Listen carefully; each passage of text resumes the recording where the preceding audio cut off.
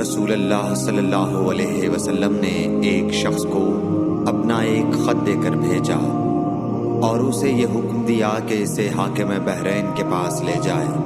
بحرین کے حاکم نے وہ خط کسریٰ شاہ ایران کے پاس بھیج دیا۔ جس وقت اس نے وہ خط پڑھا تو چاک کر ڈالا۔ راوی کہتے ہیں اور میرا خیال ہے کہ ابن مسیب نے اس کے بعد مجھ سے کہا کہ اس واقعے کو سن کر رسول اللہ صلی اللہ علیہ وسلم نے اہل ایران کے لیے بد دعا کی کہ وہ بھی چاک شدہ خط کی طرح ٹکڑے ٹکڑے ہو جائیں۔